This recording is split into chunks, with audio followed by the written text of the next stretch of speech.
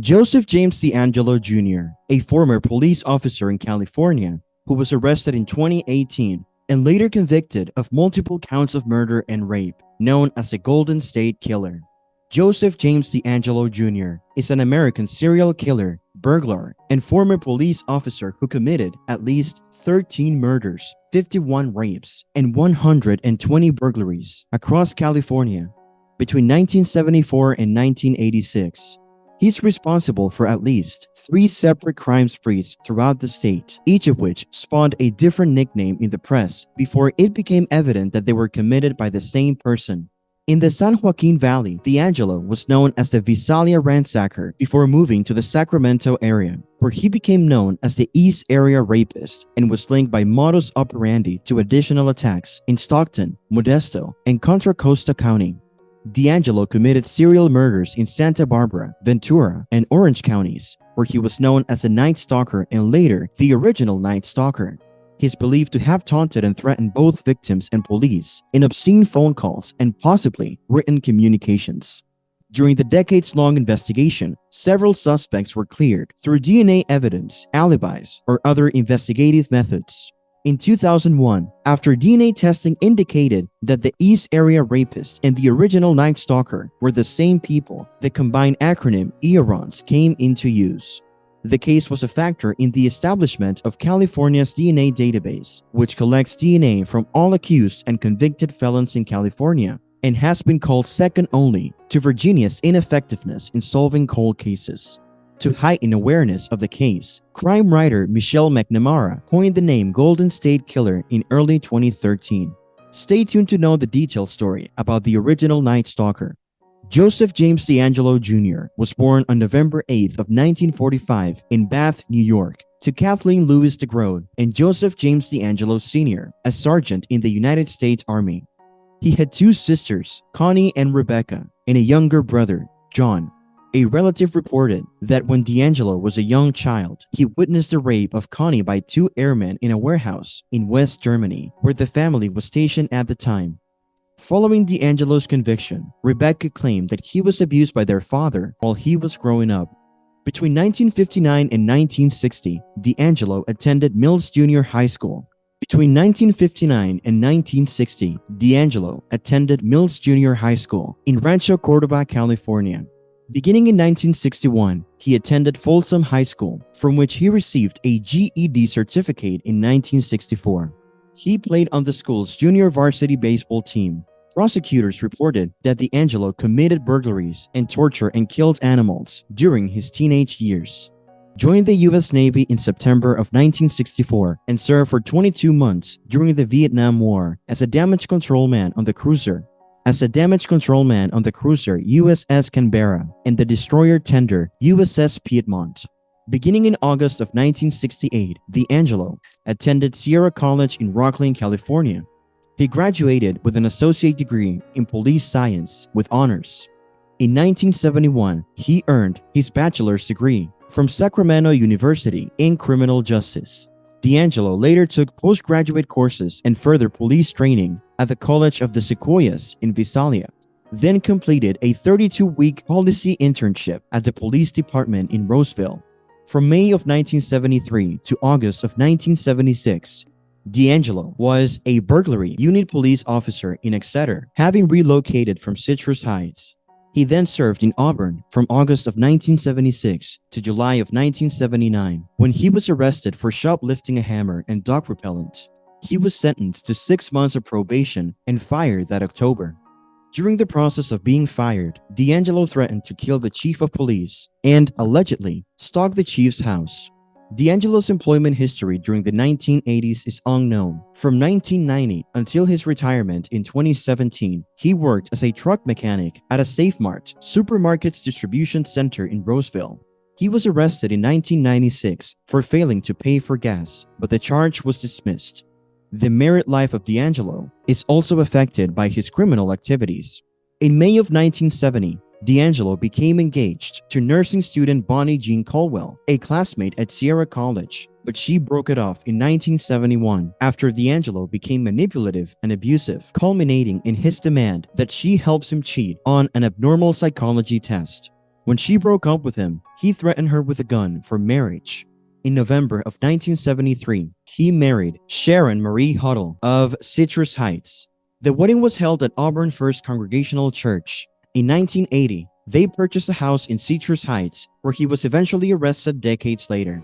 Huddle became a divorce attorney in 1982, and they had 3 daughters. 2 were born in Sacramento, and 1 was born in Los Angeles. The couple separated in 1991. In July of 2018, several months after DeAngelo's arrest, Huddle filed for a divorce, which was finalized the following year. The timeline of the crimes committed by Joseph James DeAngelo from 1973 to 1986. He committed a series of crimes, including burglary, rape, and murder, in various locations in California. In 1973, DeAngelo was suspected of committing Visalia ransacker crimes. The following year, in 1974, he committed his first recorded Visalia ransacking in March, and in November, he committed 12 separate Visalia ransacker incidents. Also, in 1974, on September 11th, DeAngelo broke into the home of Claude Snelling. In 1975, DeAngelo was involved in several incidents, including the attempted kidnapping of a woman from her home in April, the killing of Claude Snelling in September, and the shooting of Detective William McGowan in December. DeAngelo also committed several rape and burglary crimes in Carmichael, Citrus Heights, and Rancho Cordova after moving to Sacramento. In 1976, DeAngelo committed the first known attack of the East Area Rapist on June 18th of 1976 in Rancho Cordova. The following year, in 1977, DeAngelo raped and murdered Brian and Katie Maggiore in Rancho Cordova in February, and in August, he raped Janelle Cruz in Irvine. The East Area Rapist committed several attacks in the Sacramento area throughout 1977, including in Carmichael, Citrus Heights, and Orangevale. In December of that year, someone claiming to be the East Area Rapist sent a poem, Excitement's Crave, to various media outlets. He also made several phone calls to law enforcement and a previous victim during the Christmas season. In 1978, DeAngelo raped a couple in Davis in February and committed several other attacks in the Sacramento area throughout the year.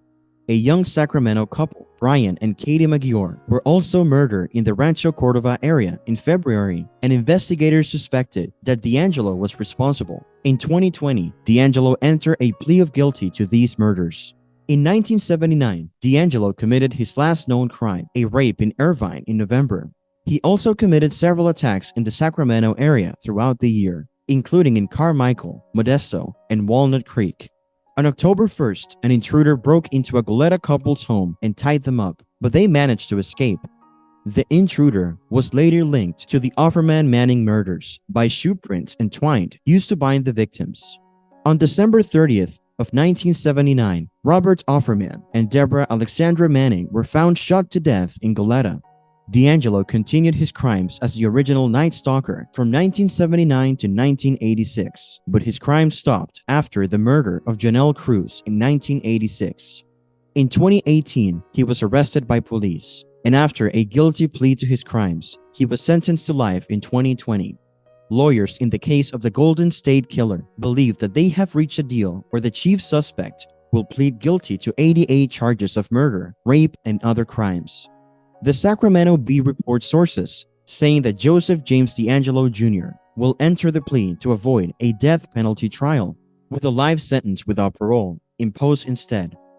Mr. DeAngelo's attorney, Sacramento County Supervising Assistant Public Defender Joseph Kress, says that the plea agreement would provide some finality for the victims while avoiding a lengthy and expensive trial. Here are the victims that DeAngelo is pleading guilty to murdering: Claude Snelling, Tulare County; Katie Maggiore, Sacramento County; Brian Maggiore, Sacramento County; Deborah Alexandra Manning, Santa Barbara County; Robert Offerman, Santa Barbara County; Sherry Domingo, Santa Barbara County; Greg Sanchez, Santa Barbara County; Charlene Smith, Ventura County; Lyman Smith, Ventura County; Patrice Harrington, Orange County; Keith Harrington, Orange County; Manuela Withun, and Janelle Cruz in Orange County as well. DeAngelo committed most of the offenses while he was married and raising a family. Neither his wife nor his children ever suspected that he was committing serious crimes. His eldest daughter thought that he was a perfect father, while his wife believed his reasons for being away from home.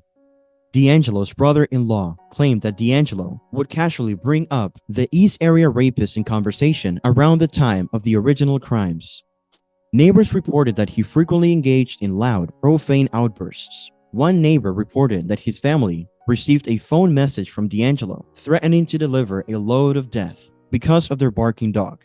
Just before receiving multiple consecutive life sentences, Joseph James DeAngelo broke his silence to tell a hushed courtroom filled with victims and their family members that he was truly sorry for the crimes.